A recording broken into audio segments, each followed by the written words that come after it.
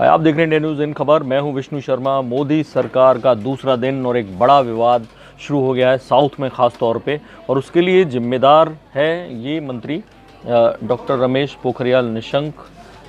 उत्तराखंड के सीएम रहे हैं। इन्हें एचआरडी मिनिस्ट्री मिली है, कैबिनेट मंत्री एचआरडी के बनाए गए हैं। आते ही उन्होंने सबसे पहले ये किया कि जो शिक्षा नीति का मसौदा बना तैयार रखा था, ड्राफ्ट रखा था, जो प्रकाश जावड़ेकर के कार्यकाल में नहीं आ पाया था, वो वेबसाइट पर डाल दिया। आप देख रहे हैं एचआरडी की वेबसाइट है, लिखा आ रहा था draft national education policy 2019 has been released, can be accessed. यहाँ वो दे रहे हैं कि कहाँ पे मिलेगा, इस लिंक पे मिलेगा। उसके बाद अगर आप ट्विटर यूज़ करते हैं तो समझते होंगे कि ट्रेंड्स क्या होते हैं। इंडिया में जो टॉपिक सबसे ज़्यादा चल रहे होते हैं उसमें ये रैंकिंग दी जाती है। इनमें सबसे ऊपर चल रहा है स्टॉप हिंदी इम्पोजिशन। तीसरे नंबर पे क्रिकेट का मैच है दूसरे पे, और तीसरे नंबर पे फिर वेटीएन यानी तमिलनाडु अगेंस्ट हिंदी इम्पोजिशन। अगर आप जाएंगे इन ट्रेंड में अंदर तो आपको पता चलेगा कि कैसे लोग वहाँ पर तमिलनाडु में ये दावा कर रहे हैं कि हमें हिंदी नहीं चाहिए, हमें तमिल चाहिए, make Tamil as national language. वो पूरी बातें कर रहे हैं, stop Hindi imposition first language, वो तमिल की मांग कर रहे हैं। तो आखिर ये जो सारी पुरानी बातें भी हैं, तमिलनाडु का पुराना इतिहास रहा है हिंदी विरोध का, और ये हज़ारों लोग इस पर ट्वीट कर रहे हैं। तमिल 5,000 साल पुरानी है, संस्कृत 5,000 साल पुरानी है, इजिप्टियन 5,000 साल पुरानी है। और वो ये बता रहे हैं कि हिंदी जो भाषा है, हालांकि देवनागरी लिपि से निकली और वो बाद में जन्मी, और ये हमारी तमिल भाषा बहुत पुरानी है, पूरा बता रहे हैं, इसलिए हमें हिंदी नहीं चाहिए। ये एक और खाली ये लोग ही नहीं हैं, इनके अलावा जो इनके जो सुपरस्टार्स हैं, कमल हासन लिख रहे हैं कि बोल रहे हैं, इन्होंने बयान दिया है कि I have acted in many Hindi films, मैंने कई हिंदी फिल्मों में काम किया है। मेरी राय में Hindi language should not be imposed on anyone. मेरा मानना है कि किसी पर भी हिंदी भाषा को थोपना नहीं चाहिए, कमल हासन कह रहे हैं। और ये डीएम के लीडर हैं टी शिवा, ये कह रहे हैं the attempt to force Hindi language on people of Tamil Nadu will not be tolerated by its people. Tamil Nadu के लोग हिंदी को थोपना पसंद नहीं करेंगे। We are ready to face any consequences. कुछ भी हो, हम लोग हिंदी को रोकेंगे कि वो ना थोपी जाए तमिलनाडु के लोगों के ऊपर। आखिर वजह क्या है? शिक्षा नीति जैसे ही आई और बवाल शुरू हो गया, और सीधे सीधे तमिलनाडु में अब, क्योंकि आप जानते हैं कि डीएमके ने वहाँ इतनी ज़बरदस्त सफलता डीएमके को मिली है, और ऐसे में बीजेपी का कोई सांसद नहीं है, उसकी सहयोगी पार्टी एआईडीएमके भी एक तरह से ध्वस्त हो गई है।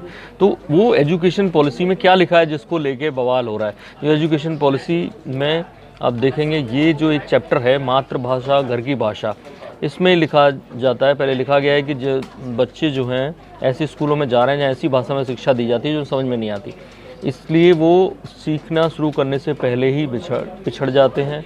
ये ज़रूरी हो जाता है कि आरंभिक वर्षों में बच्चों की कक्षाएं उन्हीं की भाषा में चलाई जाए।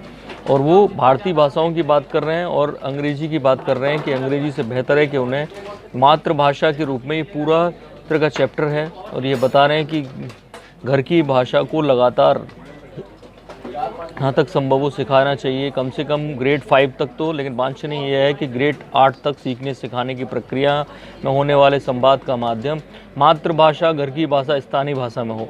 ये बात सही है। तो तमिल लोगों को ये बात शायद ना बुरी लगे, लेकिन वो इसके अलावा एक बात और कह रहे हैं कि स्कूलों में 3 या इससे अधिक भाषाओं में एक्सपोजर हो। छोटे बच्चों में सीखने की क्षमता ज़्यादा होती है, प्री स्कूल और ग्रेड 1 से ही 3 और इससे अधिक भाषाओं का एक्सपोजर किया जाएगा, ताकि ग्रेड 3 तक आते जाते केवल इन भाषाओं में बोलने लगें, इन भाषाओं की लिपियों को पहचानने लगे। वो कह रहे हैं, यहाँ तक लिखने की बात है तो ग्रेड 3 तक बच्चे निर्देश की भाषा में सीखेंगे। और इसके अलावा जो बहुभाषा की जो संस्कृति के बारे में उन्होंने एक लंबा चैप्टर इस ड्राफ्ट में लिखा गया है, और कि बता रहे हैं कैसे भारत में केवल 15% लोग ही अंग्रेजी बोलते हैं, और जो अभिजात वर्ग के लोग हैं, और इसके चलते पूरे समाज को भाषा के आधार पर वंचित कर दिया जाता है। अंग्रेजी की जो दुष्प्रभाव है वो बता रहे हैं। इसी नीति में आगे वो बात कर रहे हैं कि कैसे जो 3 भाषा फार्मूला है स्कूलों में वो लागू करना चाहिए। और इसके लिए उन्होंने कहा है कि ये फार्मूला 1968 में अपनाया गया, 1986 में, 1992 में, और फिर 2005 में भी जोड़ दिया गया। और शोध बता रहे हैं कि इस शोध में 2 से 8 साल तक के बच्चों की सीखने की क्षमता बहुत ज़बरदस्त होती है। अब ये अमल कैसे होगा, 3 भाषा फार्मूले का अमल कैसे होगा, वो ये बता रहे हैं कि इसका हिंदी भाषी क्षेत्रों में बेहद अमल किया जाना चाहिए। राष्ट्रीय 7 के लिए हिंदी के अतिरिक्त भारत की अन्य भाषाओं को सिखाया जाना चाहिए। यानी हिंदी के जो स्कूल हैं उत्तर भारत के ख़ास तौर पे, मध्य भारत के ख़ास तौर पे, वहाँ पे दूसरी भाषाएं सिखाई जाएं। और इसके अलावा जिस बात पर तमिलनाडु के लोगों को ख़ास तौर पर ऐतराज़ है वो ये चैप्टर है कि जिन राज्यों में हिंदी प्रचलित नहीं है वहाँ विद्यार्थी हिंदी, अंग्रेजी और स्थानीय भाषा का अध्ययन करेंगे। यानी हिंदी कंपलसरी होगी, अंग्रेजी कंपलसरी होगी जो पहले से ऑलरेडी वहाँ पे है लेकिन हिंदी नहीं थी, और स्थानीय भाषा यानी तमिल का अध्ययन कर सकते हैं, या तमिलनाडु में होंगे तो हैदराबाद या आंध्र प्रदेश, तेलंगाना में होंगे तो तेलुगु भाषा का अध्ययन करेंगे। माध्यमिक स्तर पर विद्यार्थियों द्वारा भाषा के चयन में बदलाव इस शर्त पर किया जाएगा वो तीनों भाषाओं में, जिनमें से एक साहित्य के स्तर पर होगी, सेकेंडरी बोर्ड परीक्षा में अपनी पारंगतता को दिखा पाते हैं। तो यानी कुल मिला के ये जो लाइन है कि जो भाषा त्रिभाषी फॉर्मूला होगा उसमें भले ही वो सेकेंडरी लेवल पे बदलेंगे लेकिन शुरुआती लेवल पे वो कह ही रहे हैं 2 से 8 तक जो होगा वो हिंदी, अंग्रेजी और स्थानीय भाषा का चयन।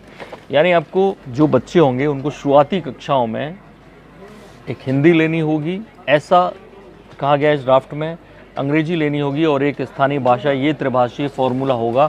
तो मैं आपको ये बता दूं कि अभी तक तमिलनाडु के जो स्टेट बोर्ड है वहाँ पर इस तरह की कोई बाध्यता हिंदी को लेकर नहीं है। सीबीएसई बोर्ड के स्कूलों में या प्राइवेट स्कूलों में ज़रूर है, लेकिन विरोध प्रदर्शन तब हो जब ये लागू किया जाए। दरअसल ये ड्राफ्ट है, अभी तक एमएचआरडी की साइट पर रखा गया है और जो एमएचआरडी है यानी मिनिस्ट्री ऑफ एचआरडी है वो ये चाहती है कि इस पर लोग अपनी राय दें, ट्विटर कैंपेन करें, बाइट्स दें, बयान दें, विरोध प्रदर्शन करें, उसके बजाय इस साइट पर जाकर अपनी राय रखें। सरकार को और भी तरीके उनके बताने के वो बताएं कि वो ऐसा नहीं चाहते हैं, उसके बाद ये सरकार तय करेगी। इसलिए किसी बहकावे में ना आए कि ये लागू होने जा रहा है, कंपलसरी है, लेकिन सरकार ने ये नीति तमाम सारे एक्सपर्ट्स से और तमाम सारे स्टेक होल्डर्स से मिलकर ये ड्राफ्ट बनाया है। उस ड्राफ्ट को फाइनल तभी किया जाएगा जब सभी लोगों की सहमति होगी मोटे तौर पर। तो इस बारे में और जो भी कोई खबर होगी आपको जरूर बताएंगे, अपडेट करेंगे। आप देखते रहिए इंडिया न्यूज़, सब्सक्राइब करें इन खबर। थैंक यू, नमस्कार। इन खबर चैनल को सब्सक्राइब करें और बेल आइकन दबाना ना भूलें।